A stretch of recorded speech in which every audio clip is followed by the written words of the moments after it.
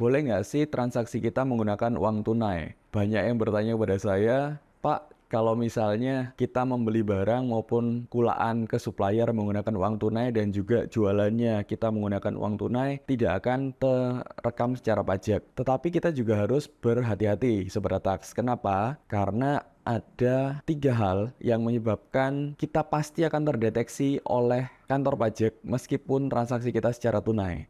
Yang pertama adalah ketika kita menabung ataupun menaruh uang kita ke institusi keuangan.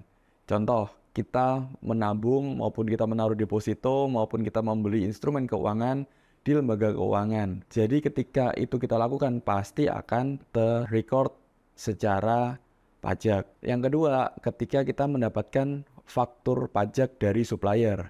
Ketika kita mendapatkan faktur pajak dari supplier, pasti transaksi kita akan terrekord secara pajak.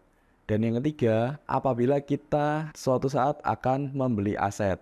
Ketika kita membeli aset, membeli rumah, membelikan mobil, membelikan sepeda motor, kita membelikan emas dan lain-lain, kita juga akan terrecord secara pajak. Entah itu dari faktur pajak dari developer, entah itu ada mungkin faktur pajak dari Antam, ataukah mungkin faktur pajak juga dari showroom mobil. Sehingga memang zaman sekarang kita sudah tidak bisa lagi lari dari pajak, tetapi kita bisa untuk meminimalkan risiko dengan baik dengan cara men-tax planning dan juga merencanakan pajak kita secara optimal, tetapi tidak melanggar peraturan perpajakan yang berlaku.